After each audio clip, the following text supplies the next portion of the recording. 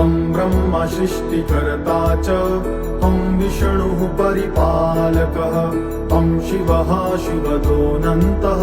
सर्वसंहारकारकः त्वं ईश्वरो गुणातीतो ज्योतिरूपः सनातनः प्रकृतिः प्रकृतिशश्च प्राकृतः प्रकृतेः परः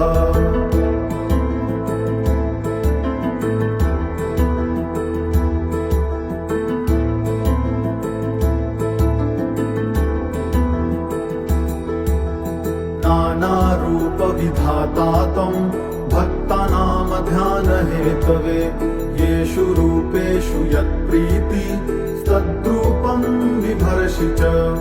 सूर्यस्तं सृष्टिजनक आधारः सर्वतेजसां सोमस्तं शशिपाता च सततं शीतरश्मिना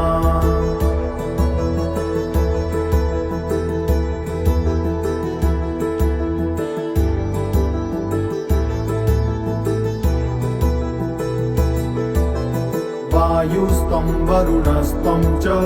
त्वं अग्निः सर्वदाहकः इन्द्रस्तं देवराजश्च कालो मृत्युर्यमस्तथा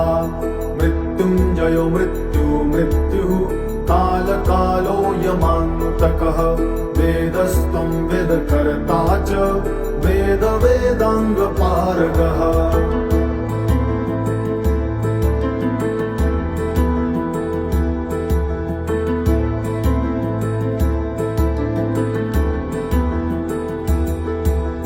विदुषां जनकस्त्वं च विद्वांश्च विदुषां गुरुः मन्त्रस्त्वं हि जपस्त्वं हि तपस्त्वं तत्फलप्रदः वाक्त्वं वागदिदेवी त्वं तत्कर्ता तद्गुरुः स्वयम् अहो सरस्वती बीजं कस्त्वं स्तोतुमिहेश्वरः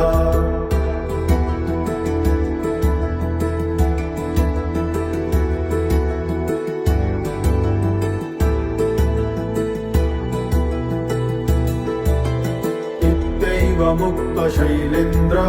स्तस्थो धृत्वा पदाम्बुजं तत्र वासतमाबोध्य चावरुह्य वृषाच्छिवः स्तोत्रमेतन्महापुण्यं त्रिसन्ध्यं यः पठेन्नरः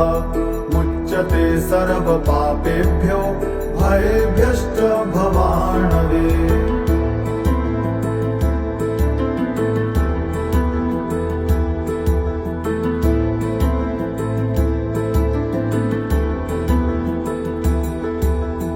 अपुत्रो लभते पुत्रं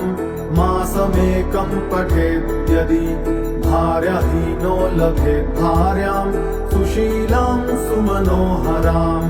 चिरकालगतं वस्तु लभते सहसा ध्रुवं राज्यभ्रष्टो लभेत् राज्यं शङ्करस्य प्रसादतः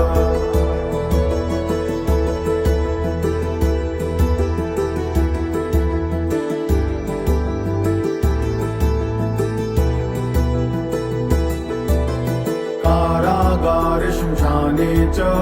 शत्रुग्रस्ते अतिसङ्कटे गभीरे अतिजलाकीर्णे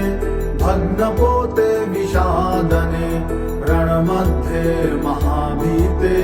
हिंस्रजन्तुसमन्विते सर्वतो मुच्यते स्तुत्वा शङ्करस्य प्रसादतः इति श्रीब्रह्मवैवर्तमहापुराणे हिमालयकृतं शिवस्तोत्रम्